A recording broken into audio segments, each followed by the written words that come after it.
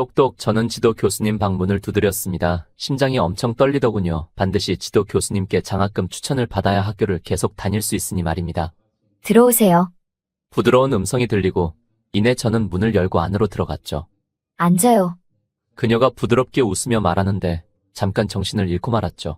세상을 다 꿰뚫는 듯한 통찰이 담긴 듯한 이지적인 눈빛, 손짓에서 느껴지는 내면적인 우아함, 찰랑이는 검은색 머리카락은 교수님의 우아함을 한껏 더했죠.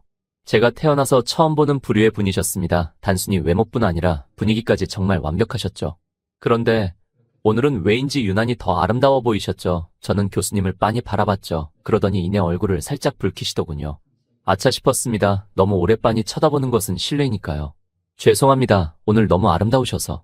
그의 어째서인지 조금 고개를 푹 숙이시더군요. 그리고서는 작은 목소리로 말하셨습니다. 그야 오늘 화장을 했으니까요. 예. 제 눈이 휘둥그레질 수밖에 없었죠. 그야 교수님은 워낙 화장 안 하시기로 유명하신 분이니까요. 하지만 그럼에도 너무나도 수수하고 예쁘셨기에 남학생들이라면 교수님을 한 번도 짝사랑해보지 않은 남학생이 없을 정도였죠. 그런데 어쩐 일로 화장을 다 하신 거예요? 그야 정말 너무 궁금했으니까요. 어쩐 일이 있길래 화장까지 하셨는지 말입니다. 오늘 민호 학생이랑 상담 일정이 있잖아요. 예쁘게 보이고 싶어서? 그에 저는 짐짓 당황할 수밖에 없었죠. 말문이 막혀서 잘 나오지 않았습니다. 교수님께서는 그런 저를 슬쩍 보시더니 이내 말하셨죠.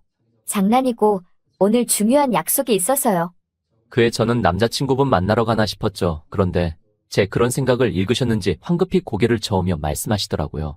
남자친구 만나러 가는 거 아닙니다. 그런 거 안 키워요. 그러니까 이건 짐짓 고민하시는 듯한 표정을 지으시더니 이내 말씀하셨죠. 부모님과 약속이 있어요. 네, 가족 식사. 딱히 물어보지도 않았는데 적극적으로 말을 꺼내셨죠. 솔직히 말하면 조금 당황스러웠습니다. 그보다 이제는 슬슬 본론을 꺼낼 차례였죠. 우수 장학생 장학금을 받아야만 저는 학교를 계속 다닐 수 있는 상태인데 거기에는 지도 교수님의 추천이 반드시 필요하죠. 하지만 교수님은 원체 추천서를 써주지 않기로 유명하신 분이라 사실상 포기하고 있었습니다. 혹시 장학금 때문에 제 추천이 필요한가요? 교수님이 그러시더군요. 그에 저는 고개를 끄덕였죠. 그러자 교수님의 표정이 굳기 시작하시더군요. 역시나구나 싶었습니다. 워낙 칼 같으신 분으로 유명하니까요. 하지만 저는 지금 포기할 수는 없었죠. 여기서 포기한다면 제 일타강사라는 꿈도 날아가니 말입니다. 그야 대학교도 제대로 졸업 안 하고 학생들을 어떻게 가르치겠습니까? 같은 고졸 신분으로 말입니다. 그에 제가 조심스럽게 입을 뗐죠. 네, 뭐든지 다 하겠습니다. 그러니 한 번만 부탁드리면 안 될까요? 뭐든지 라고 했나요? 그의 교수님의 눈이 가늘어지셨죠. 조금 무서웠습니다. 정말 뭐를 시킬지 모르겠으니 말이죠. 지금 교수님은 아름다운 외모와 달리 워낙 악독하시기로 정평이 나신 분이셨기에 장미라고 불리시는 분이니 말입니다. 겉보기에는 너무나도 아름답지만 실상은 가시가 가득 박혀있어 만지면 너무나도 아픈 꽃 말입니다. 그에 저는 침을 꿀꺽 삼키고서 말했죠. 네, 정말 뭐든지 하겠습니다. 그의 교수님이 희죽 웃으시더군요. 제게 무엇을 시킬지 상상하시는 게 상당히 즐거우신 듯 했죠. 대체 내가 뭘 하게 될지 무섭기도 했고요. 하지만 저는 뭐든지 감수해야만 했죠. 여기서 대학교를 중퇴하게 되면 제가 지금까지 해왔던 노력들이 모두 물거품이 되는 것이니 말입니다. 정말 그게 무엇이든 감수하려고 했지만 교수님의 다음 말에 당황할 수밖에 없었죠. 그러면 나중에 밥이나 같이 먹죠. 네? 나중에 밥이나 한번 같이 먹자고요. 제가 부르면 나오세요. 그의 어안이 벙벙해질 수밖에 없었죠. 정말 그냥 밥이나 한 번 먹으면 끝인지. 그렇게 원성이 자자하던 교수님이 왜 이렇게 변하셨는지 말이죠. 싫으면 어쩔 수 없지만요. 교수님이 조금 볼을 붉히시며 개미 기어가는 듯한 작은 목소리로 말하시더라고요. 그때 설마 싶었죠. 설마 나에 대한 호감이 있어서 저러시는 건가 하고 말이죠. 하지만 이내 생각을 접었습니다. 저와 교수님의 나이 차이는 자그마치 20살이나 되니 말입니다. 교수님 입장에서 저 같은 꼬맹이가 남자로나 보이겠습니까? 말도 안 되는 소리죠. 무엇보다 지금 중요한 건 그런 게 아니었습니다. 이 기회는 반드시 잡아야 하니까 말입니다. 아니요, 너무 좋습니다. 감사합니다. 무슨 영문에서인지는 모르겠지만 밥 한 번만 같이 먹으면 된다니 제 입장에서 굴러 들어온 복을 놓칠 이유는 없었죠. 저는 교수님의 제안을 냉큼 받아들였습니다. 그런데 아무리 생각해도 교수님 입장에서는 상당한 손해를 보시는 거래일 텐데도 불구하고 왜인지 만족스러운 웃음을 씩 지으시더군요. 이내 말씀을 덧붙이셨습니다. 힘든 일 있으면 나한테 말하고요. 내가 도와줄 테니까요. 그에 제가 빤히 바라보자 말씀하셨죠. 그러니까 이상한 오해는 하지 말고. 그러니까 지도 교수라면 당연히 그래야 하는 거니까요. 저는 그에 감사하다고 꾸벅 인사를 드리고 저는 밖으로 나왔죠. 무슨 영문에서인지는 모르겠지만 교수님께서는 너무나도 좋은 기회를 제게 주셨죠. 정말 너무나도 기분이 좋았습니다. 이렇게까지 일이 잘 풀릴 거라고는 생각하지 못했으니까요. 그로부터 얼마 지나지 않아 전화가 한 통 왔죠. 아들 잘 지내고 있어? 어머니셨습니다. 이 어미 병원비 때문에 등록금도 못 내줘서 미안해서 어떻게 하니? 정말 너무 미안하다. 너무 마음이 아팠죠. 갑자기 어머니께서 아프셔서 아버지의 월급의 대부분이 어머니의 병원비로 나가고 있는 실정이니 말입니다. 그뿐 아니라 갓 중학교에 들어간 동생까지 돈 나갈 일은 산더미인데 거기에 제 등록금까지 내줄 여력은 없었죠. 소득 분위는 높게 잡혀서 국가 장학금도 못 받는 상황이어서 저는 반드시 지도 교수님의 추천이 필요한 우수 장학생 장학금이 필요했었죠. 엄마, 내가 공부 열심히 해서 장학금 받아서 괜찮아. 그래, 장하다. 우리 아들 고맙고 너무 미안하다. 이내 전화를 끊었죠. 정말 다행이었습니다. 지도 교수님이 추천서를 써주신다는 사실이요. 이게 아니었으면 저는 꼼짝없이 꿈을 포기해야만 했으니 말입니다. 그런데 의아했던 건 오늘 지도 교수님이 왜인지 평소와 다른 모습이었다는 거죠. 평소에는 그렇게 화장도 하시지 않던 분이 그냥 화장도 아니고 풀 메이크업을 하고 계셨죠. 그뿐 아니라 왜인지 저를 보고 수줍어하시는 듯한 모습도 느껴졌습니다. 설마 싶었지만 이내 생각을 접었죠. 지금 저에겐 더 중요한 게 있으니 말입니다. 우수 장학생 장학금을 위해 지도 교수님의 추천서 말고도 필요한 게 많으니까요. 모든 과목의 학점이 반드시 4점을 넘겨야만 했습니다. 그래야만 우수 학생 장학금을 받을 수가 있죠. 어느덧 중간고사까지는 일주일이 남은 시점이었죠. 옆에 제 친구 녀석이 오더군요. 너 시험 공부는 좀 했냐? 그에 저는 아니라고 말했죠. 최근 어머니가 아파지시면서 동생 학비는 제가 내줬어야 하니까요. 저는 알바를 해서 동생의 학비를 내주었죠. 밤에는 대리기사 아르바이트까지 하면서 말입니다. 제 등록금도 제대로 못 내는 녀석이 참 웃겼죠. 어떻게 하려고 그러냐? 이번에 시험 범위 엄청 많던데 다 할 수 있겠어? 이번에 확실히 해야 할 것들이 많긴 했습니다. 그래도 나머지는 다 할 만했지만 이 과목이 문제였죠. 한 과목은 지도 교수님의 과목이었고 다른 한 과목은 저희 학교에서 가장 파워가 세계로 소문나신 김보경 교수님의 과목이었죠. 아무리 봐도 일주일 안에 다 하기 불가능한 분량 같아 보였죠. 하지만 불평하고 있을 때가 어디 있겠습니까? 저는 남은 기간을 정말 불태웠죠. 정말 뒤돌아봐도 후회가 없을 정도로 열심히 했죠. 그 덕분인지 시험을 치고 나서 기분은 나쁘지 않았습니다. 제가 객관적으로 봐도 꽤 괜찮게 친 듯 했으니까요. 어느덧 마지막 한 과목인 김보경 교수님의 과목이 남아있는 시점이었죠. 이제 정말 마지막 시험이었죠. 저는 제일 강의실에 가서 먼저 요학본 노트를 보고 있었는데 뒤에서 음성이 들리더군요. 쟤 이번에 이수정 교수님이 추천서 써주셨다던데. 뭐? 누구? 음성이 들렸죠. 녀석은 학교에서 상당히 쓰레기로 유명한 녀석이었습니다. 집안이 잘 사는 걸 이용해서 신입생 여자들을 꼬셔서 멋있는 한강뷰 자취방에 데리고 가는 걸로 유명한 녀석이었죠. 하지만 이수정 교수님께만큼은 그게 통하지 않았죠. 그야 통하겠습니까? 교수님이 얼마나 똑똑하신 분인데. 결국 녀석은 이수정 교수님만큼은 정복하지 못했고 어느새 그 감정이 짝사랑으로 변질되어 있었죠. 집도 못 살고 외모도 별로인데 대체 뭘 보고. 녀석은 저를 대놓고 씹었죠. 하지만 저는 대수롭지 않게 넘겼습니다. 지금 저에게 그런 게 중요하겠습니까? 어떻게든 지금 시험을 잘 봐서 학점을 잘 받는 게 중요하죠. 그런데 자꾸 뒤에서 쿡쿡 찌르는 느낌이 느껴지더군요. 뒤를 돌아보니 녀석이 있었습니다. 마치 자기가 하지 않은 것처럼 딴청을 피우고 있더군요. 저는 다시 공부를 하기 시작했죠. 그런데 이번에도 등에서 쿡 찌르는 감각이 느껴지더군요. 그에 제가 뒤를 돌아봤죠. 녀석은 여전히 딴청을 피우고 있었습니다. 그에 제가 말했죠. 하지 마라. 뭘? 하지 말라고. 죽기 싫으면. 지금 제 상황은 너무나도 간절했으니까요. 여기서 만점을 받아야만 학점을 4점 넘겨서 학교를 무사히 다닐 수 있으니 말입니다. 그런데 제 말에 녀석의 눈이 순식간에 살벌하게 변했죠. 너 지금 뭐라고 했냐? 이내 시험 종이 울렸죠. 시험이 시작되자 녀석의 음성도 조용해졌죠. 잘 넘겼다 싶었습니다. 시험 문제도 전부 제가 공부한 곳에서 나오고 모든 게 완벽했습니다. 그렇게 모든 답안을 적고 제출하려는 순간 뒤에서 음성이 들렸죠. 교수님, 고발할 게 있습니다. 녀석이 손을 쩍 들고서는 말하더군요. 순식간에 모두의 이목이 그쪽으로 집중이 되었죠. 앞에 있는 학생이 컨닝하는 걸 목격했습니다. 말도 안 되는 소리였죠. 무슨 컨닝이라니요. 제가 절대 아니라고 하자 녀석이 갑자기 제 주머니에 손을 넣더니 이내 손을 빼더군요. 거기서는 이 과목의 공식이 적혀있는 작은 종이가 있었습니다. 이제 증거 충분하죠. 정말 속이 부글부글 끓었죠. 이건 분명히 녀석이 넣어버린 게 분명했으니까요. 이 상황까지 왔는데 교수님이 그냥 넘어가실 수도 없는 입장이죠. 결국 저는 시험이 끝나고 김보경 교수님의 상담실로 따라갔죠. 눈을 날카롭게 뜨신 채로 말하셨죠. 지금이라도 솔직히 자백하면 자퇴는 면하게 해주마. 컨닝했지? 그의 옆에 있던 녀석이 희죽 웃더군요. 그야 녀석이 이미지 메이킹 하나는 기가 막히게 잘했으니까요. 자기보다 강한 김보경 교수님한테는 엄청나게 성실한 학생 이미지로 잘 이미지 메이킹을 했죠. 그에 반해서 저는 완전히 존재감이 없는 학생 거기다가 녀석에 비하면 지방까지 형편이 없었죠. 컨닝 같은 거 절대 하지 않았습니다.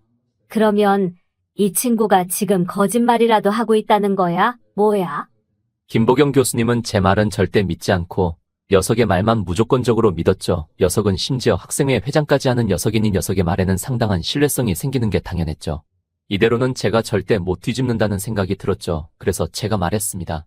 강의실에 CCTV 설치되어 있지 않습니까? 그거 보면 되는 문제 아닙니까?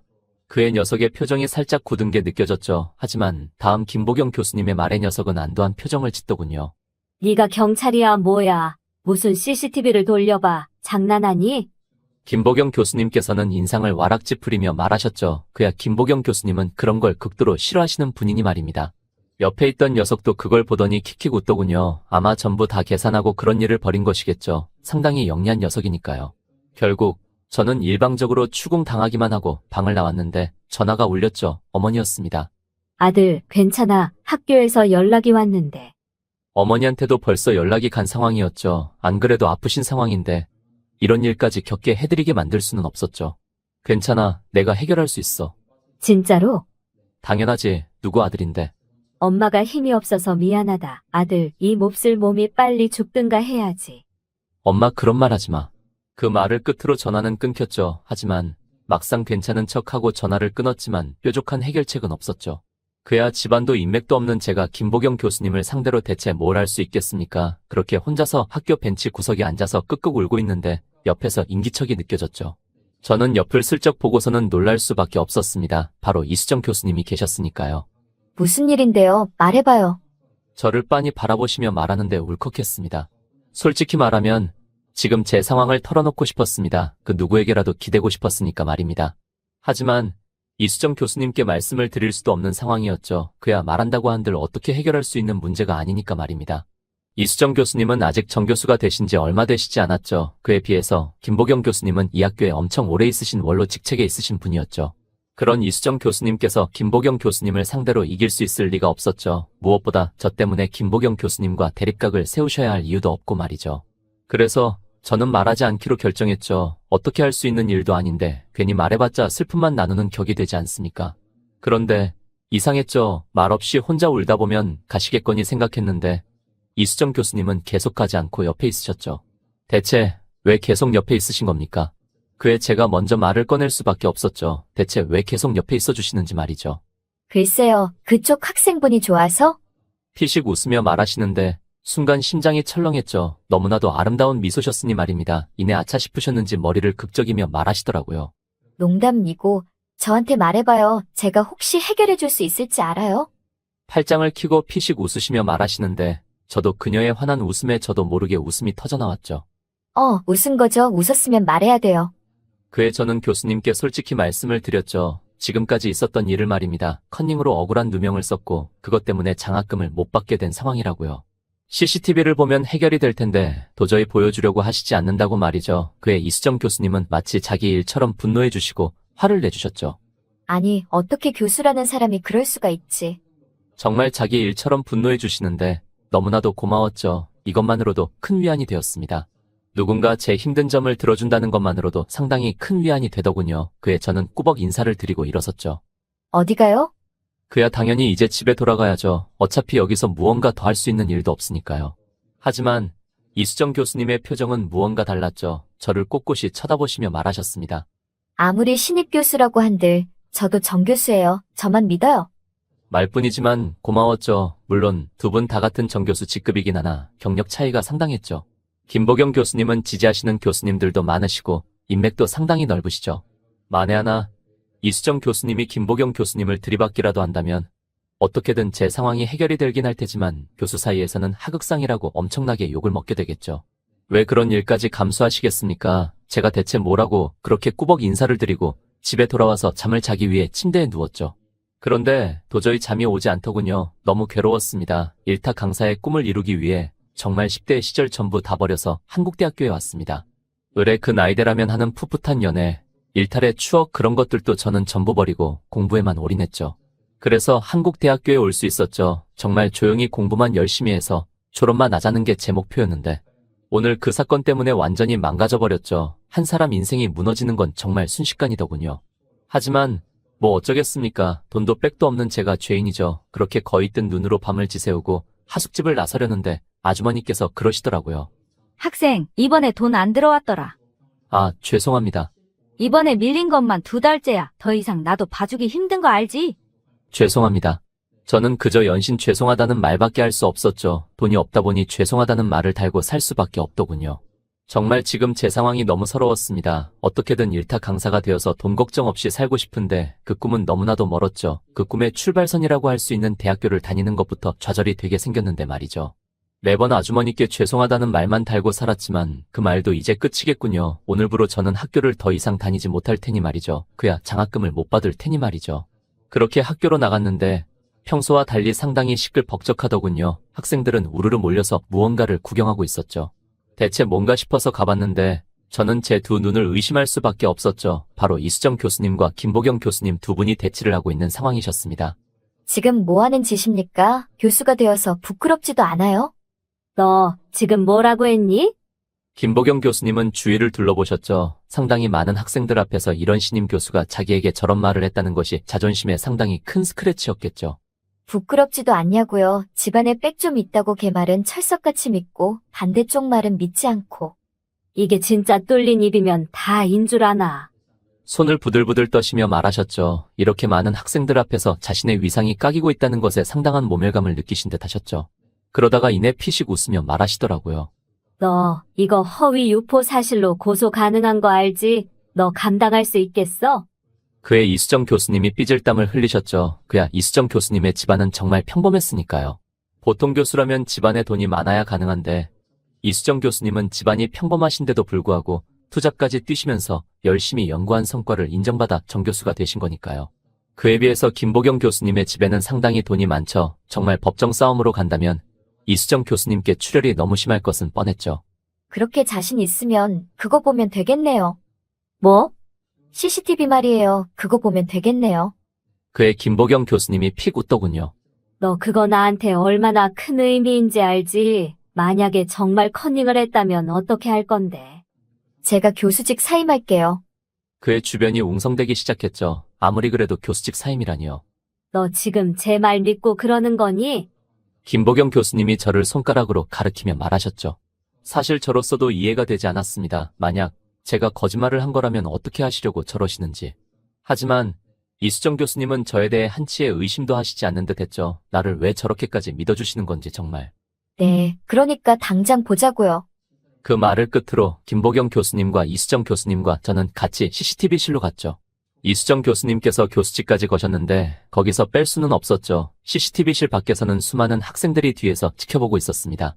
이내 CCTV가 틀어지기 시작했죠. 처음에는 제가 주머니를 뒤적거리는 듯한 모습이 포착되었죠. 그에 김보경 교수님이 씩 웃으시더라고요. 제가 커닝을 했다는 증거가 포착이 되었다고 생각하신 모양이었죠. 하지만 제 주머니에서 나온 건 주머니였죠. 그로부터 얼마 지나지 않아 그 녀석이 무언가 종이를 구깃구깃 하더니 제 주머니에 손을 넣는 장면이 포착이 되었죠. 그걸 보고서 김보경 교수님의 표정이 굳으셨습니다. 이수정 교수님은 저를 보며 씩 미소를 지으셨죠. 김보경 교수님은 이제 물을 수도 없는 입장이었죠. 뒤에서는 학생들이 잔뜩 지켜보고 있으니 말입니다. 중간고사 점수는 원래대로 만점으로 해주마. 저는 속으로 쾌재를 불렀죠. 제게 너무나도 필요한 말이었으니 말입니다. 그런데 왜인지 이수정 교수님의 표정은 만족스러워 보이시지 않았죠. 아직 안 끝난 게 있잖아요. 그의 김보경 교수님이 고개를 갸웃하셨죠. 이 학생한테 사과하셔야죠. 이 학생의 말은 전혀 믿지 않고 다른 학생의 말만 믿은 거 아닙니까? 그의 김보경 교수님의 손이 부들부들 떨리기 시작하셨죠. 김보경 교수님은 상당히 엘리트 의식이 심하신 분이셨죠. 엘리트 집안에서 태어나 엘리트 코스를 밟으며 그것에 대한 자부심이 상당한 사람이었죠. 그런데 그런 사람이 저 같은 놈한테 사과를 한다는 건 정말 치가 떨릴 정도로 싫은 게 분명했죠. 사과 안 하세요? 게다가 수많은 학생들이 지켜보고 있는 상황이었죠. 여기서 사과를 하기라도 한다면 김보경 교수님의 자존심에는 굉장히 스크래치가 심하게 나는 것이죠. 그러면 형사소송이나 언론에 제보나 전부 다 할 텐데 괜찮으세요? 그의 김보경 교수님이 흠칫 놀라셨죠. 분명 이 일이 크게 퍼지면 본인이 손해니까요. 이내 지금 잠깐 자존심을 굽히는 게 이득이라 생각하셨는지 이를 빠득하시며 제게 고개를 숙이셨습니다. 미안하다. 정말 믿을 수 없는 결과였죠. 김보경 교수님이 제게 고개를 숙일 거라고는 상상도 하지 못했으니 말입니다. 이렇게 되면 교수들 사이에서 이수정 교수님 평판이 엄청 안 좋아질 텐데. 하지만 교수님은 그런 건 전혀 아랑곳하시지 않는지 저를 보며 씩 웃으셨죠.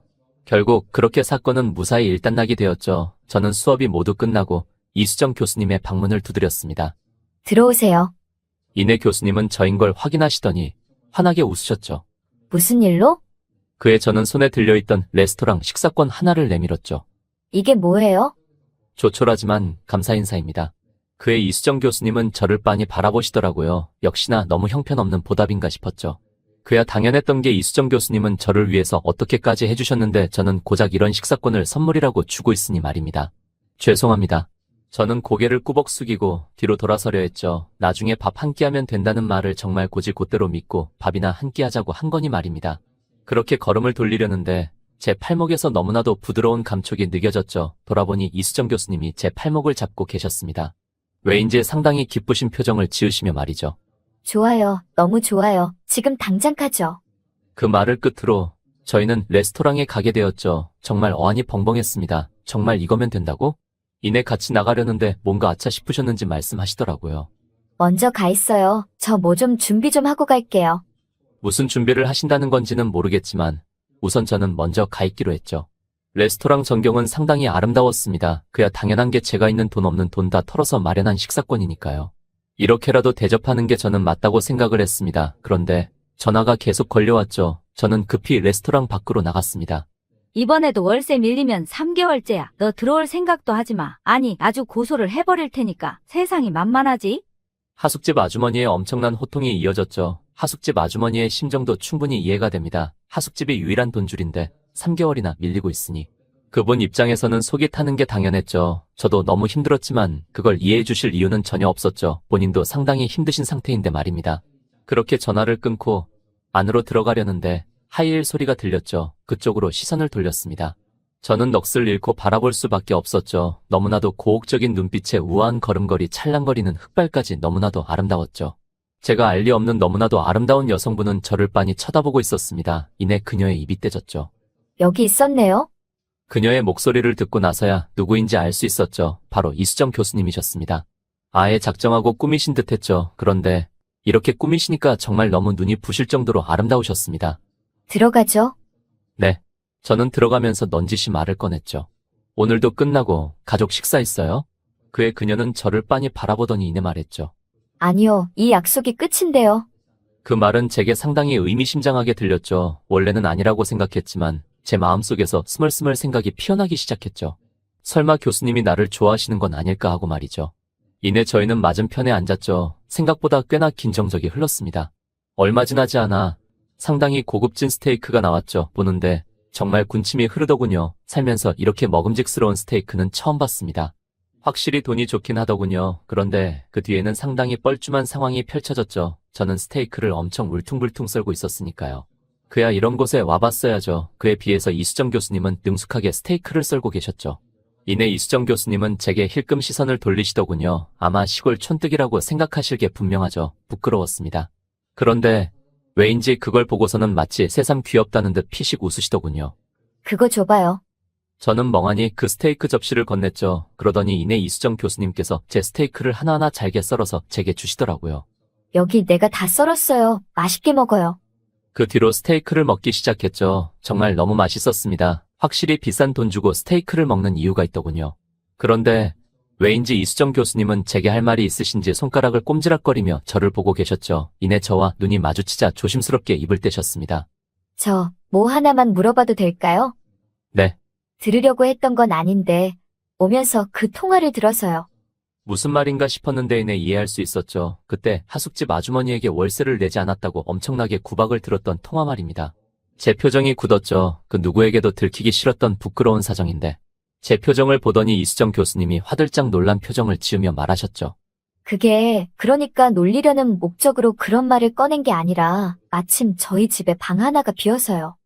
얼굴을 붉히시며 말씀하셨죠. 그걸 대체 왜 저한테 말하는 건지 너무나도 의아했죠. 그의 교수님이 말을 이어가셨습니다. 혹시 괜찮으면 여기서 살아도 된다고요. 네? 돈도 안 내도 돼요. 그 말에 저는 멍하니 교수님을 쳐다볼 수밖에 없었죠. 그렇게 해주시면 정말 너무 고맙겠죠. 저는 지금 당장 쫓겨나게 생겼으니 말입니다. 그렇게 새롭게 살 곳이 생긴다는 건 너무 좋은 거죠. 다른 건 다 차차해 두고 그렇게 되면 숙식을 공짜로 해결할 수 있으니까요. 하지만 그런 것보다 훨씬 더 큰 문제가 있었죠. 엄청나게 안 좋은 소문이 퍼질 가능성이 너무나도 크다는 것 말입니다. 저야 남자라 괜찮겠지만 아직 미혼이신 여 교수님께는 너무나도 치명적인 소문일 게 분명했죠. 교수님은 저를 빤히 바라보시더니 이내 그런 제 생각을 이해하신 듯 고개를 끄덕이며 말하셨죠. 괜찮아요. 교수님은 그런 것마저도 다 미리 생각하고 그런 말을 하신 것이었죠. 대체 저 같은 게 뭐라고 그렇게까지 해주신다는 건지 보잘것없고 가진 것 없는 저를 위해서. 저는 너무 염치에도 불구하고 교수님의 호의를 받을 수밖에 없었죠. 정말 너무 감사합니다. 나중에 꼭 갚을게요. 그렇게 밖으로 나왔는데 교수님께서 차를 끌고 오셨죠. 상당히 소형의 차였습니다. 교수님의 벌이에 엄청나게 검소하신 차였죠. 이내 저는 차를 탔습니다. 저희 둘은 같이 교수님의 집으로 가기 시작했죠. 안에서는 상당히 묘한 기류가 흘렸죠. 괜히 제가 착각하는 것일 수도 있는데 아무리 봐도 교수님이 저를 좋아한다까지는 모르겠지만 호감이 있는 것은 확실해 보였으니 말입니다. 저도 이런 교수님이 싫지는 않았고 말이죠. 그야 이렇게 예쁘시고 지적인데 어떻게 싫어하겠습니까? 얼마 지나지 않아 저희는 엘리베이터에 도착했죠. 6층이 눌렸습니다. 그 뒤로 정말 긴정적이 흘렀죠. 정말 숨소리만이 그 엘리베이터 안을 채웠습니다. 문이 열렸습니다. 하는 음성과 동시에 저희는 내리고 602호로 들어갔죠. 상당히 작은 아파트였습니다. 안방 한 개, 거실 한 개인 구조였죠. 늦은 시간이었기에 저는 당연히 거실 소파에 앉아 있었죠. 그런데 이수정 교수님이 저를 빤히 보시더라고요. 거기서 자게요? 당연히 여기서 자야죠. 제가 안방에서 잘 수는 없지 않습니까? 지금 보일러 안 돼서 많이 추울 텐데. 확실히 좀 춥긴 했죠. 겨울철이기도 했고 무엇보다도 늦은 밤이었으니 말입니다. 하지만 뭐 어쩌겠습니까? 제가 여기서 자는 게 맞죠. 안방에 전기 매트 깔려 있어요. 그에 저는 한사코 고개를 저었죠. 어떻게 제가 교수님을 여기 재우고 제가 침대에서 잘 수 있겠습니까? 그건 너무나도 양심이 없는 거죠. 교수님도 그의 고개를 끄덕이시더니 그러시더군요. 뭐 어쩔 수 없죠. 그런데 퀸 사이즈라 서로 닿을 일 전혀 없는데. 그의 제 표정이 굳었죠. 아무리 그래도 어떻게 그러겠습니까? 그런 저를 슬쩍 보더니 이내 도도도 안방으로 가시더군요. 말도 안 되는 소리라는 걸 아신 거죠. 그렇게 저는 소파에서 잠을 청했죠. 그런데 생각보다 잠이 엄청 잘 오더군요. 확실히 춥고 불편하긴 했지만 견딜만 했습니다. 하숙집 때에 비하면 오히려 천국이었거든요. 그렇게 오랜만에 정말 푹 잤죠. 그런데 너무나도 맛있는 음식 냄새가 풍기기 시작했죠. 그쪽을 보니 교수님께서 요리를 하고 계셨습니다. 일어난 저를 보더니 활짝 웃으시며 말하셨죠. 깼어요? 그에 저는 네라고 대답했죠. 지금 광경이 너무 의아했으니까요. 대개의 킹크랩의 온갖 산의 진미들이 전부 요리 재료로 들어갔죠. 오늘 혹시 총장님이라도 오나 싶었죠. 그게 아니라면 저렇게까지 요리하실 이유가 없으니 말입니다. 원래 요리를 안 좋아하셔서 시켜먹는 걸로 유명하시기도 하고 말이죠. 그에 제가 물어보니 그러시더라고요. 그쪽이랑 같이 먹으려고 요리한 건데요. 네? 그에 제 눈이 휘둥그레질 수밖에 없었죠. 저를 위해서 저렇게까지 요리를 해주신다니요. 제가 도저히 정신을 못 차리자 저를 끌어서 의자에 강제로 앉히셨죠. 그러면 먹죠. 후후 웃으며 말씀하셨죠. 이게 현실인가 싶어 볼을 꼬집어봤지만 너무 아프더군요. 여기는 현실이 맞았습니다. 너무 황당스러운 광경이었지만 제 배는 너무나도 고팠죠. 일단은 저는 아무 생각하지 않고 본능에 충실하기로 결정했습니다. 개걸스럽게 먹기 시작했죠. 정말 너무 맛있었습니다. 요리 원래 안 하시지 않아요? 이수정 교수님은 원래 일 외에 다른 곳에 에너지 쓰는 걸 싫어하셔서 요리나 설거지는 절대 안 하시는 분이거든요. 원래부터 잘했어요. 제 꿈이 현모양처니까 말이에요. 후후 웃으며 말씀하시더라고요. 다시 제 심장이 쿵 내려앉았습니다. 정말 너무나도 아름다운 미소이셨죠. 아무리 생각해봐도 저에게 호감이 있는 건 확실해 보였습니다. 그게 아니라면 왜 저런 말까지 하시겠습니까? 그렇게 저는 먼저 식사를 끝내고 꾸벅 고개를 숙이며 말했죠. 그럼 저는 먼저 가보겠습니다. 정말 잘 먹었습니다. 네? 그의 교수님이 화들짝 놀란 표정을 지으셨죠. 못 타고 가려고요? 걸어서 가야죠. 그야 여긴 대중교통도 오지 않는 외진 곳이었으니까요. 그래도 뭐 상관없습니다. 1시간 정도만 걸으면 학교에 도착할 수 있으니까요. 그렇다고 교수님의 차를 타고 같이 갈 수는 없지 않습니까? 어떤 소문이 퍼질지 모르는데요. 내가 차 태워줄 테니까 타요. 네? 아무리 생각해도 너무 위험하다 싶었죠. 어떻게 그러겠습니까?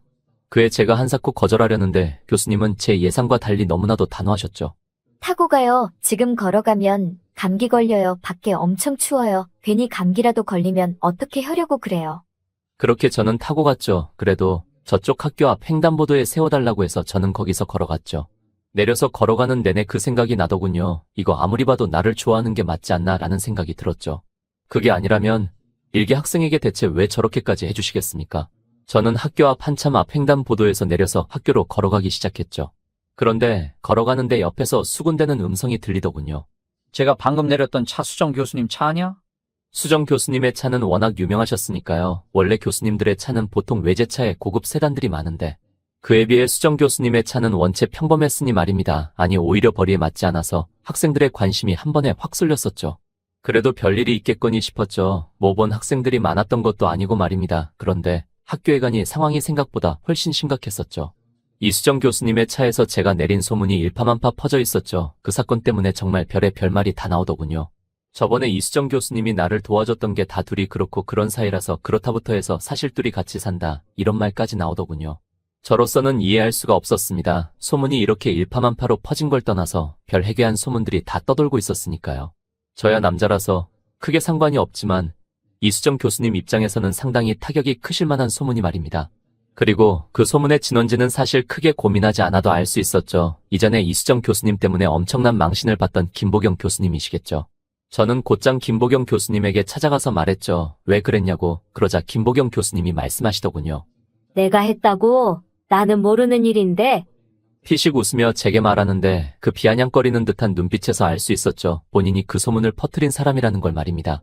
주먹이 꽉 쥐어졌죠. 제가 지금 할 수 있는 것은 아무것도 없었죠. 정말 제 자신이 너무나도 원망스러웠습니다. 어떻게 이렇게 무능할 수가 있는지 말입니다.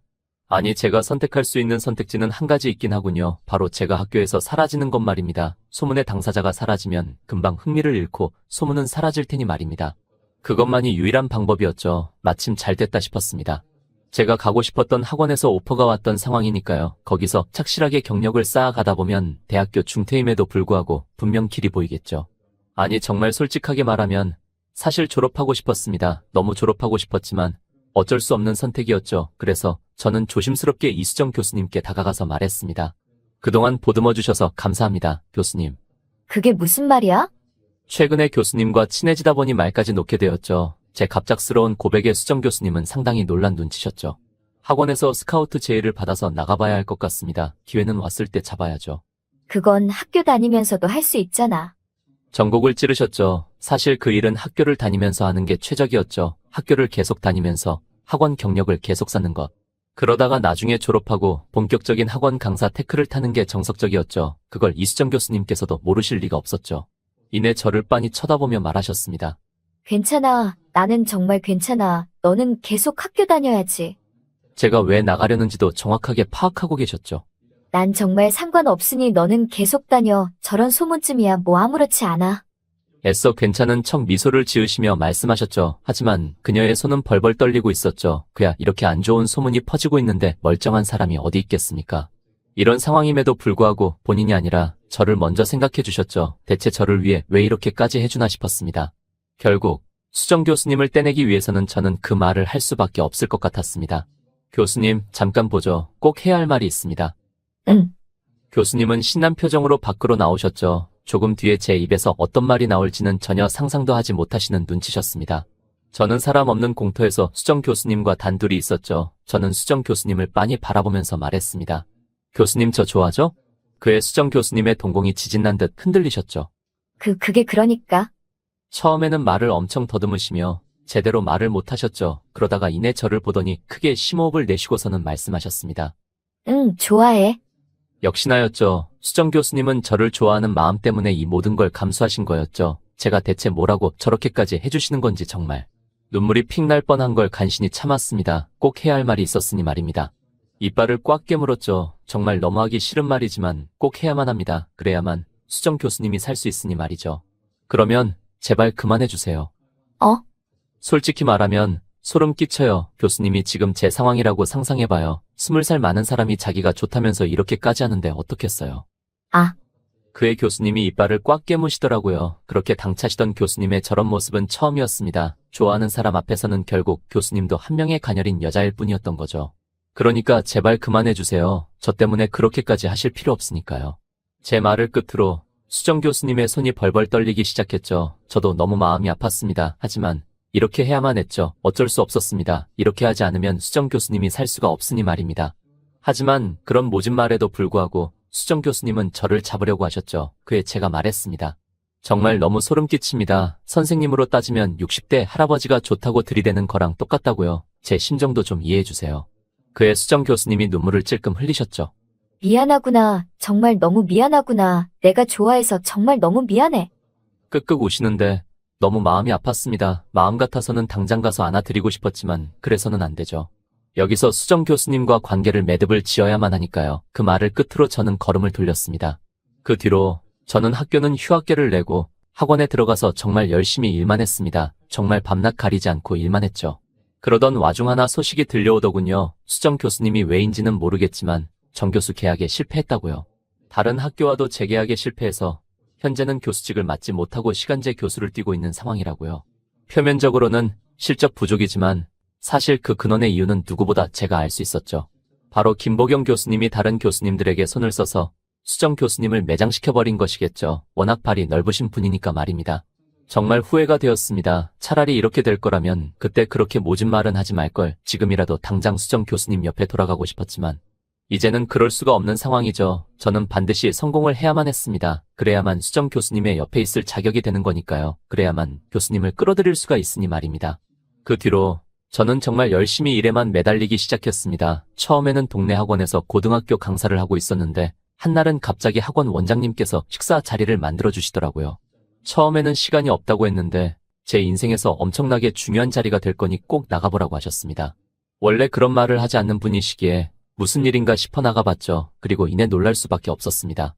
바로 대치동에서 엄청나게 유명하신 원장님께서 자리에 앉아 계셨죠. 그분은 저를 보더니 씩 웃으셨습니다. 앉으세요. 저는 이내 자리에 앉았죠. 심장이 쿵쾅쿵쾅 미친 듯이 뛰기 시작했습니다. 이 자리에서 반드시 원장님의 마음에 들어야만 저에게 기회가 생기는 것이니 말입니다. 사실 이런 동네 학원에서 계속 있다가는 꿈을 이루지 못하겠다고 생각하고 있던 찰나였죠. 반드시 대치동에 가야 일타 강사가 될 수 있는 기회가 생기고 그걸 위해서는 지금 학원 원장님의 학원에 들어가는 것이 너무나도 중요했죠. 하지만 그런 제 마음은 모르시는지 아무 말도 없이 음식만 먹기 시작하셨죠. 그러다가 이내 제 간절한 표정을 보시더니 피식 웃으며 말씀하셨습니다.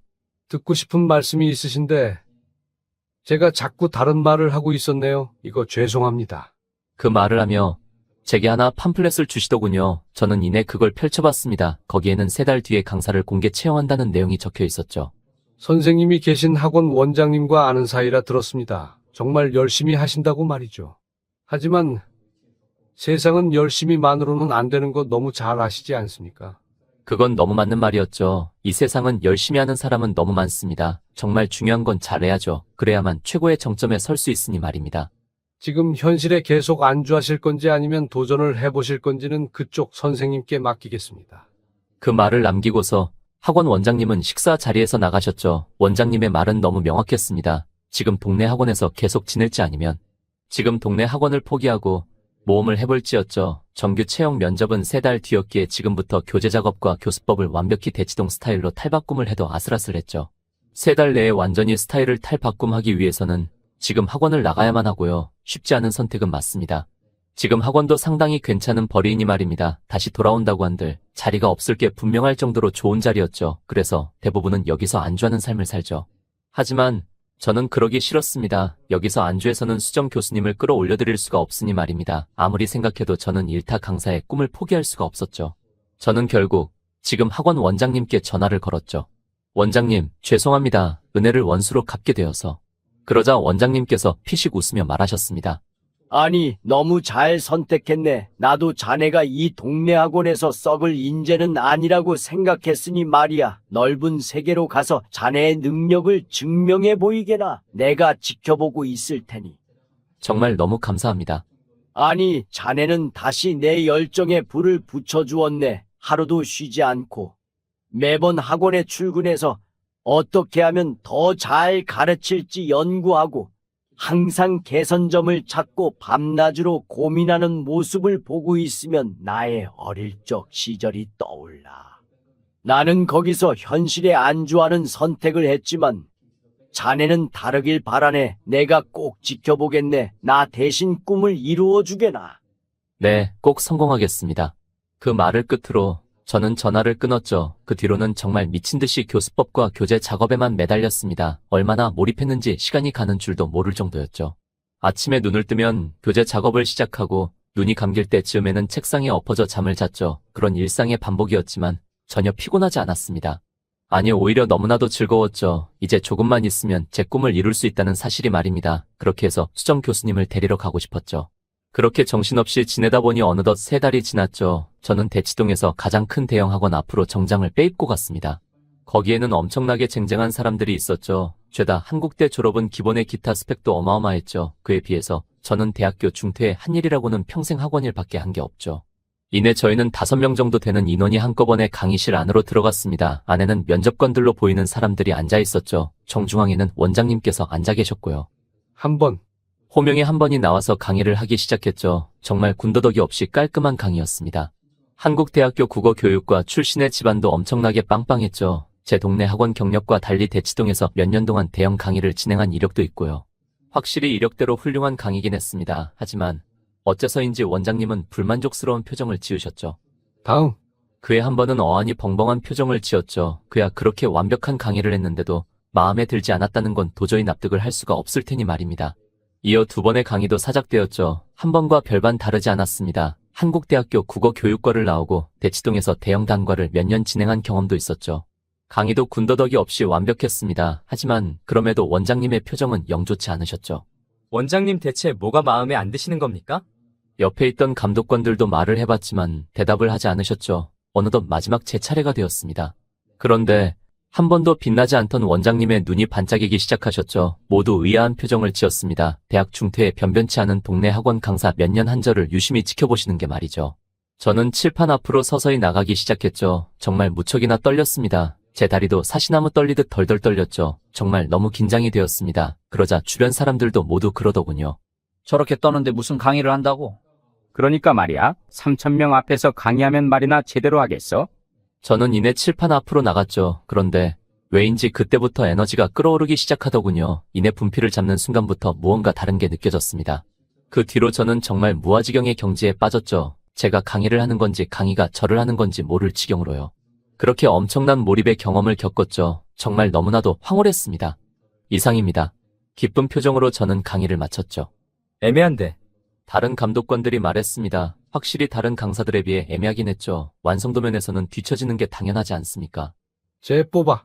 하지만 왜인지 원장님께서는 엄청나게 만족스러운 표정으로 말하셨죠. 모두 의아한 표정을 지었습니다. 왜 앞에 쟁쟁한 사람들을 놔두고 저를 뽑는지 말입니다.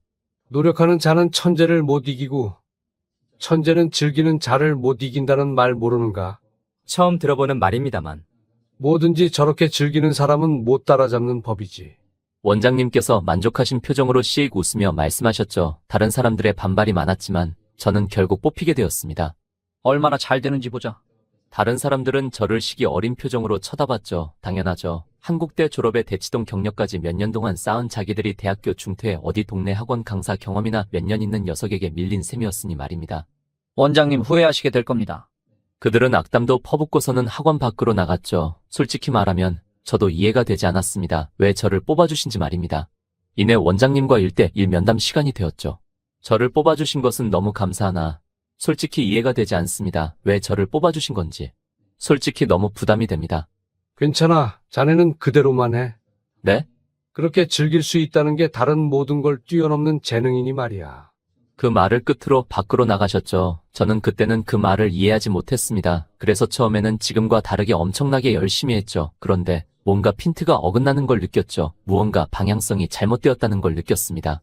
그 순간에 원장님의 조언이 떠올랐습니다. 즐길 수 있다는 것 자체가 다른 모든 걸 뛰어넘는 재능이라는 걸 말입니다. 그 뒤로 저는 다시 엄청나게 몰입해서 즐기기 시작했죠. 그러니 놀랍게도 비어있던 강의실이 점점 가득 채워지기 시작했죠. 그때 저는 깨달았죠. 결과는 신경 쓰지 않고 그저 과정에만 집중해야 한다고 말이죠. 그 뒤부터는 1탄이 2탄이 그런 건 전혀 신경 쓰지 않고 강의하는 것에만 완전히 몰입을 했습니다. 그러다 보니 어느새 한반에 인원이 가득 다 찼고 얼마 지나지 않아서는 제 라이브를 TV로 송출해서 보는 방까지 생겨났죠. 그렇게 유명해진 형강의 유명세를 바탕으로 인강시장에까지 진출을 했고 저는 그로부터 얼마 지나지 않아 드디어 꿈에 그리던 일타 강사라는 타이틀을 거머쥘 수 있게 된 것이었죠. 드디어 제가 그렇게 바라던 꿈을 이룬 것이었죠. 이제 돈이라면 정말 부족하지 않을 정도로 펑펑 벌게 되었죠. 제가 돈을 쓰는 속도보다 훨씬 빠른 속도로 돈이 쌓이기 시작했죠. 제가 그토록 바라던 꿈을 이룬 것이었습니다.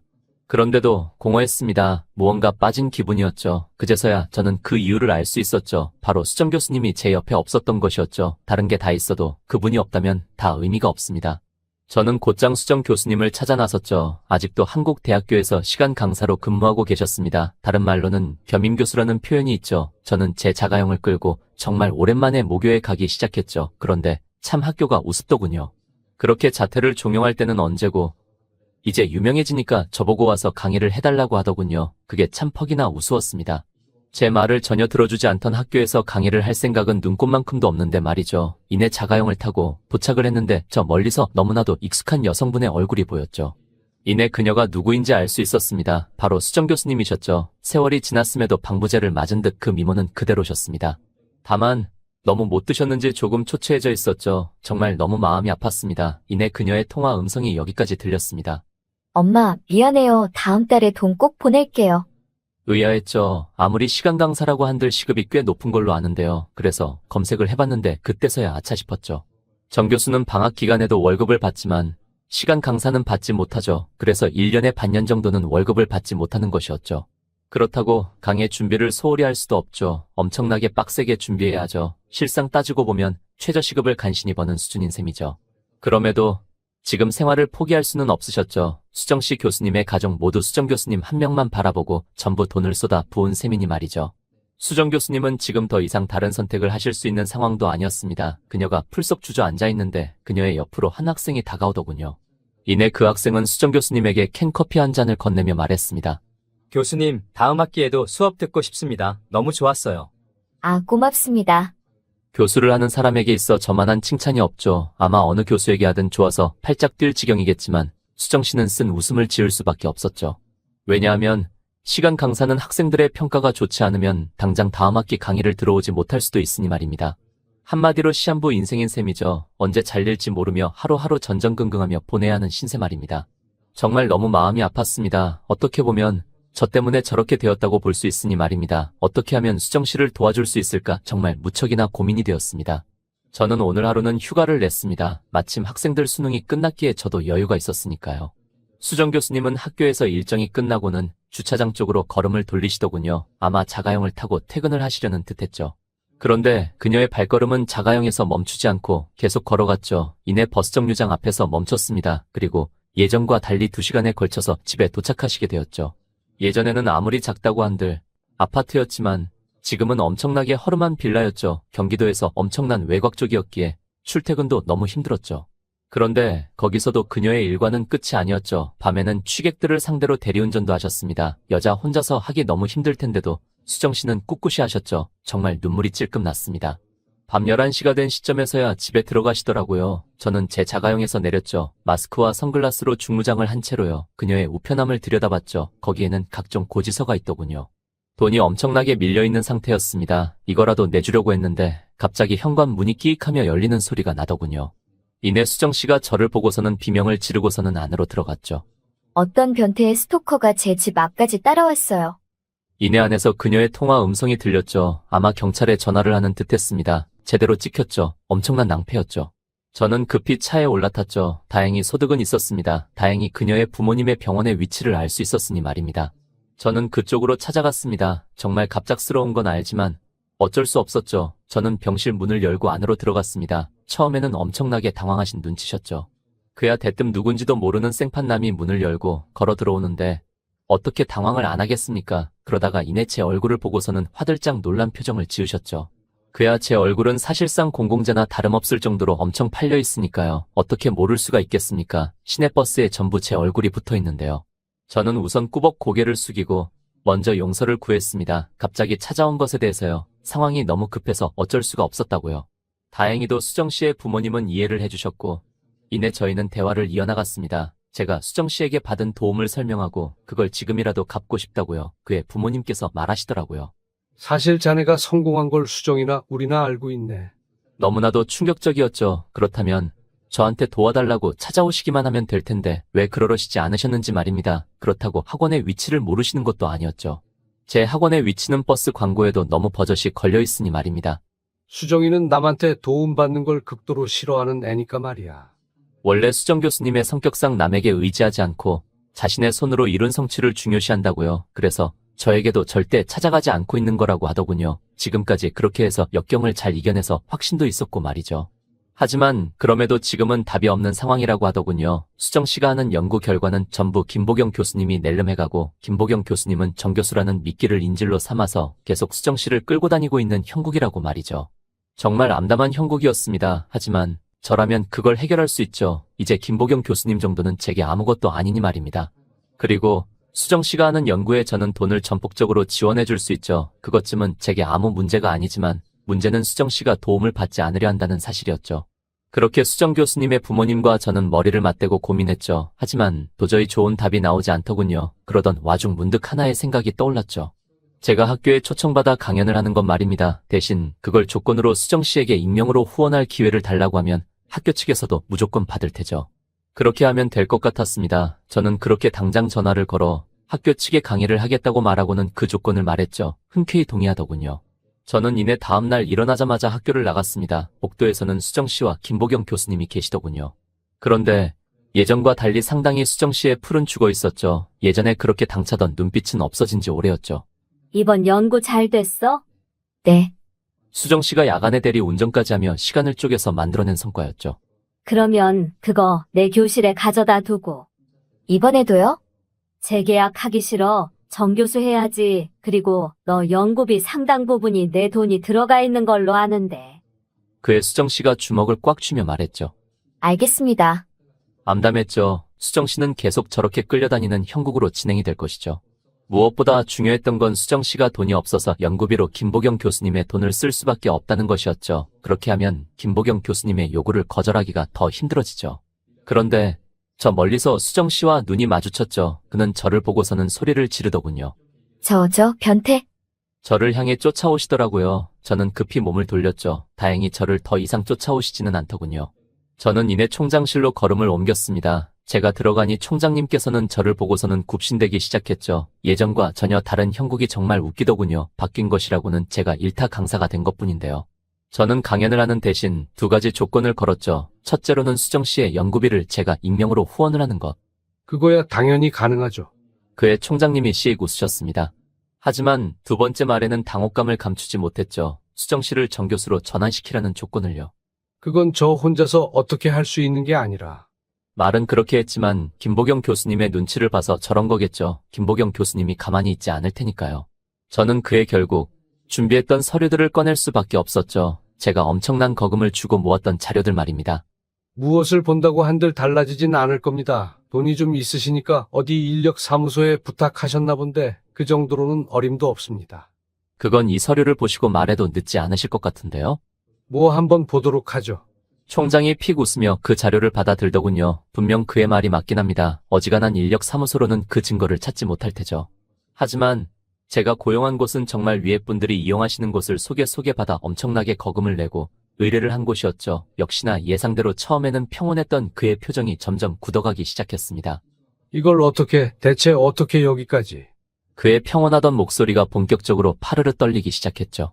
그것까진 알 것 없고요. 이거 경찰에 넘길까요? 아니다. 차라리 언론에 흘리는 게 더 나으려나. 저는 콧노래를 부르며 말했죠. 엄청 담담하게 말했습니다. 그의 총장님이 무릎을 꿇고서는 말하더군요. 해드리겠습니다. 당연히 이수정 교수님은 정 교수가 되셔야죠. 그게 맞죠. 무척이나 우스웠죠. 그 자료를 보고 바로 저렇게 고개를 숙이니 말입니다. 하지만 자세히 생각해보면 저런 총장의 태도도 이해가 가죠. 거기 자료에는 김보경 교수님이 이수정 교수님이 했던 성과를 전부 가로챈 것도 모자라서 폭언과 욕설까지 일삼고 있다는 사실을 말입니다. 그것도 정 교수라는 직함을 미끼로요. 그걸 총장님께서는 사실상 묵인하고 있는 형태였죠. 김보경 교수님의 집안에서 지원받고 있는 것이 정말 많으니까요. 총장님 입장에선 그걸 포기할 수가 없으셨겠죠. 이걸 언론에서 물기라도 한다면 얼마나 특종감일까요? 아마 온종일 저 뉴스로만 보도될 것이 뻔하죠. 그렇게 되면 이 학교의 이미지 실추도 금방이고 총장님도 결국은 탄핵이 되고 말겠죠. 그는 지금도 엄청나게 빠르게 득실을 계산해서 판단한 것이었습니다. 괜히 이 학교의 총장이 아니다 싶었죠. 그로부터 얼마 지나지 않아 학교에 엄청나게 큰 대자보가 하나 붙었죠. 학생들은 그걸 보더니 웅성웅성 거리기 시작했습니다. 뭐야? 수정 교수님 이름이 적혀 있는데? 설마 잘리신 건가? 교수님 강의 꼭 듣고 싶었는데. 그야 시간 강사가 정교수로 승격되는 경우는 거의 없으니 말입니다. 사실상 해임 통보가 대다수였죠. 하지만 수정 교수님은 워낙 학생들 사이에서 신임이 두터워서 모두들 재계약을 못하는 것에 상당히 아쉬울 만했죠. 학생들 모두 탄식을 내지르고 있을 때 한 학생이 말했죠. 뭐야? 수정 교수님 정교수 되셨다고 적혀 있는데? 에이, 거짓말하지 마. 다른 학생들도 못 믿는 눈치였죠. 그야 시간 강사가 정교수가 된 경우는 정말 극히 드무니까 말입니다. 처음에는 다른 학생들도 장난치는가 싶어 다가왔지만 이내 대자보에 붙어있는 광경을 보고서는 입을 다물지 못했죠. 뭐야, 진짜잖아? 거기에는 정말로 이수정 교수님의 정교수 전환 소식이 적혀 있었죠. 거기서 끄윽끄윽 우는 소리가 났습니다. 학생들은 일제히 그쪽을 돌아봤죠. 바로 이수정 교수님이었습니다. 그동안 마음고생이 너무 심하신 듯했죠. 이내 학생들이 그쪽으로 다가갔습니다.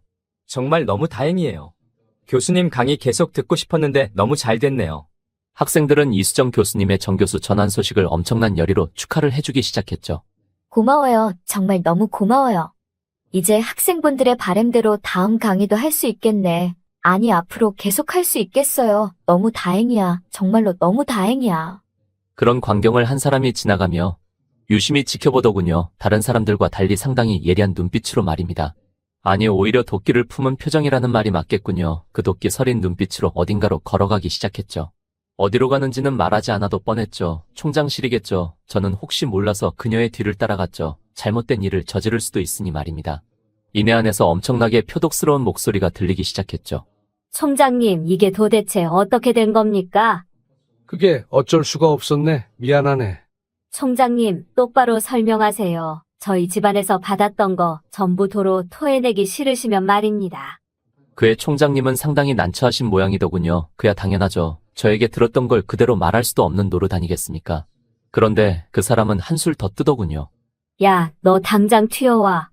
야, 나는 누구인지 명확하지 않은 멸시의 호칭. 하지만 누구인지는 금세 알 수 있었죠. 저 멀리서 급하게 수정 씨가 이쪽으로 뛰어오고 계셨으니까요. 저를 보지도 못하고 어찌나 급하셨는지 바로 안으로 들어가셨죠. 이내 안에서는 음성이 들리기 시작했습니다. 너 지금 당장 정교수 자리 포기해. 네? 정교수 자리 네가 직접 네 손으로 포기하라고. 그간 네 연구에 전부 내 돈이 들어갔던 거 몰라?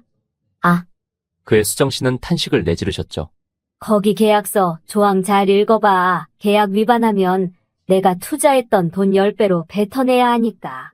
그의 수정 씨가 손을 부들부들 떠시더라고요. 어떻게 따낸 정교수 직함인데 그걸 눈앞에서 포기하게 생겼으니까요. 물론 그 위약금을 낼 돈이 있다면 상관없겠지만 너희 집안이나 너나 그럴 돈은 없지 않니? 비아냥 섞인 목소리로 수정 씨를 조롱하기 시작했죠. 수정 씨는 아무 말도 못했습니다. 그야 그 위약금만 해도 몇십억에 달할 텐데 수정 씨나 수정 씨의 집안에 그런 돈이 어디 있겠습니까? 수정 씨는 시간 강사만으로는 삶을 도저히 영위할 수가 없어 야간 대리운전까지 하고 계신데 말입니다. 수정 씨에게 정교수 직함은 너무나도 필요한 직함이었죠. 저는 이쯤이 타이밍이라고 생각했죠. 문을 열고 안으로 들어갔습니다. 그러자 수정 씨가 저를 보고서는 눈을 휘둥그레 뜨더군요. 내 집 앞까지 따라왔었던 변태가 여긴 대체 왜? 수정 씨가 목소리를 덜덜 떨며 말하자 그의 총장님은 고개를 갸웃하셨죠. 그야 수정 씨한테 그렇게 막대한 돈을 후원하던 저를 보고 변태라고 하는 게 이해가 안 가실 만도 하죠. 김보경 교수님도 의외의 인물의 등장에 저를 빳빳이 응시하기 시작했죠. 저는 아랑곳하지 않고 총장님께 말했습니다. 제가 수정 교수님에게 후원금뿐 아니라 위약금까지 지불해드리겠습니다. 그러면 정 교수 자리는 문제 없는 거죠? 그의 총장님의 눈이 휘둥그레지셨죠. 네, 물론 그렇게 되면 계약에 걸리는 건 없어지니 정교수로 바로 승격이 되긴 할 겁니다만. 제 눈치를 슬쩍 보시더니 말씀하셨죠. 몇 10억 단위인데 정말 괜찮으시겠습니까? 총장님이 벌벌 떨며 말씀하셨죠. 그의 김보경 교수님이 상당히 의아하신 눈빛으로 저와 총장님을 번갈아 쳐다봤죠. 이내 무언가 이상한 낌새를 채신 듯 했죠. 그야 총장님의 반응은 왜인지 제가 몇십억을 지불할 능력이 되는 듯 해보였으니까요. 이내 저를 김보경 교수님은 가만히 응시하시더니 이내 픽 웃으며 말씀하셨습니다. 뭐, 너 뭔데? 그거 지불할 능력이 있어? 아마 지금 제 허름한 차림을 보고 지불할 능력이 없다고 판단한 듯 했죠. 하긴 이해가 되긴 했습니다. 지금 제가 걸치고 있는 옷들은 전부 동대문에서 몇천 원짜리들이니까요.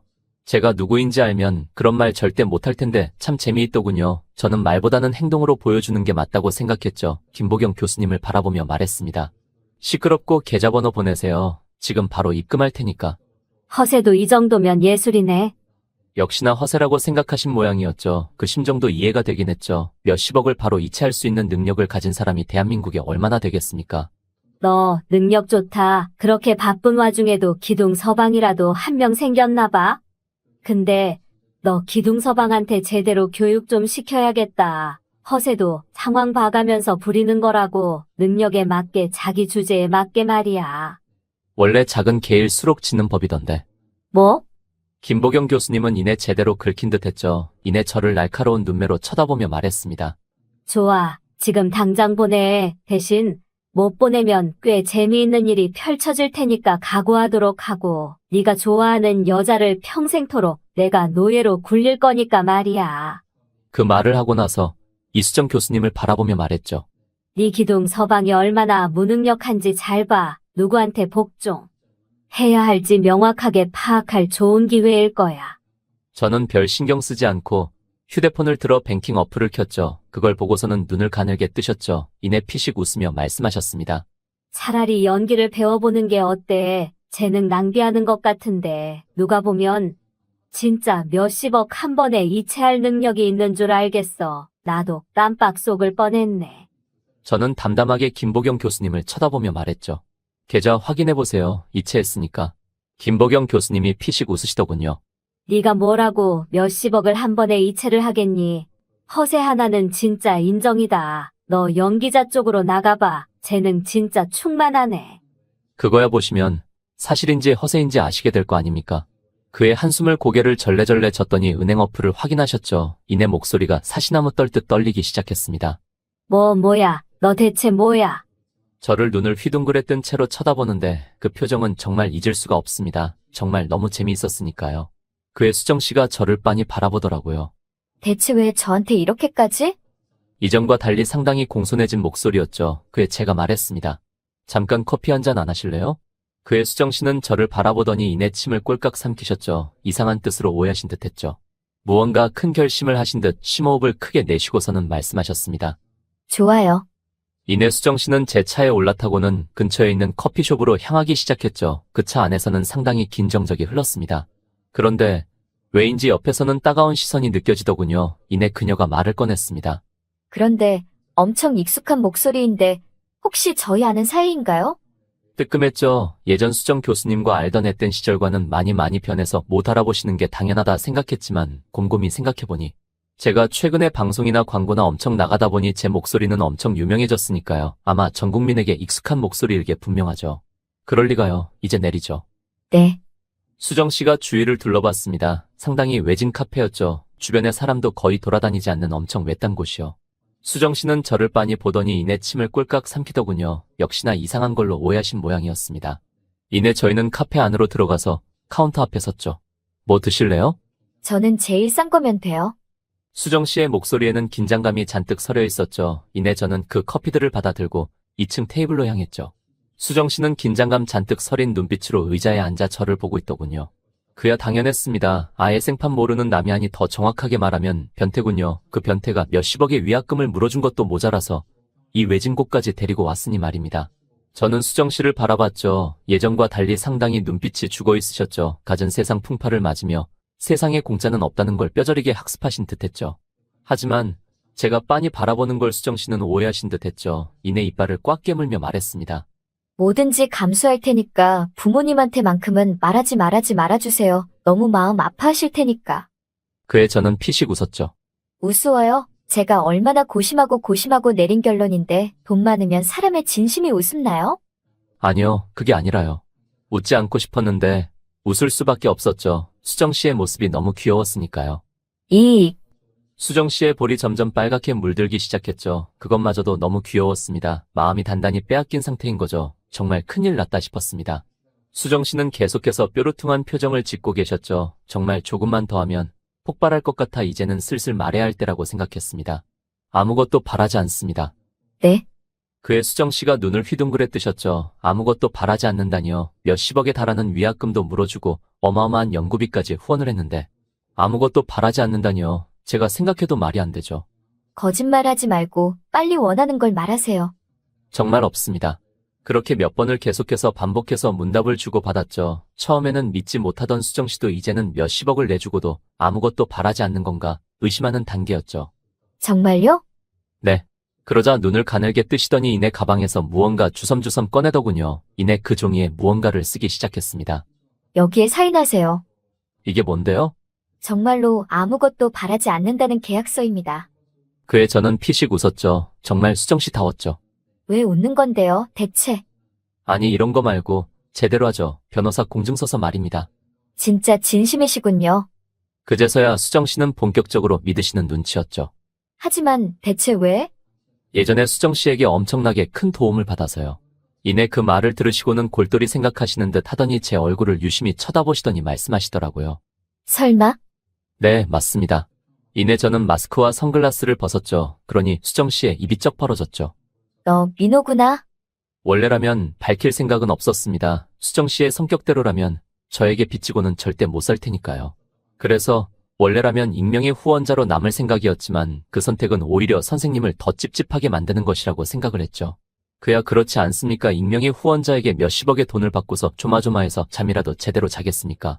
아니 더 솔직히 말하면 제가 밝히지 않으면 수정씨의 옆에 있지 못하기 때문이겠죠. 솔직히 말하면 저의 이기심 때문이었습니다. 하지만 한 가지 걱정되는 건 있었죠. 그때 그렇게 모진 말을 하고 떠났던 사실 말입니다. 20살 차이 노인이 교수님을 좋아한다고 생각해보라고 소름 끼치지 않겠냐고. 아무리 정을 떼려고 했던 말이었지만 너무 큰 상처이실 게 분명했죠. 그에 제가 조심스럽게 말을 꺼냈죠. 선생님, 그때 말했던 건. 그의 수정씨는 온화한 표정을 지으시며 말하셨죠. 말 안 해도 알아. 그땐 네가 왜 그렇게 말했는지. 역시나 제 의도를 알고 계셨죠. 그 뒤로 저희는 정말 많은 말을 나눴습니다. 어떻게 살았는지부터 해서 그간 얼마나 힘들었는지 정말 많은 이야기를 나눴죠. 그러던 와중 제가 말했습니다. 이 근처에 술집이 있는데 같이 가시지 않을래요? 도저히 술을 먹지 않고서는 못 풀 이야기들이 많았으니까요. 그의 선생님도 저를 유심히 쳐다보시더니 이내 고개를 끄덕이셨죠. 좋아, 가자. 이내 저희는 한선 술집에 들어왔습니다. 상당히 고급진 식당이었죠. 저희는 거기 안에 룸을 받아서 들어갔습니다. 단둘이 방에 있으니 그 미묘한 기류를 느낄 수 있었죠. 서로가 남녀로 볼 때만 나오는 그런 미묘한 기류 말입니다.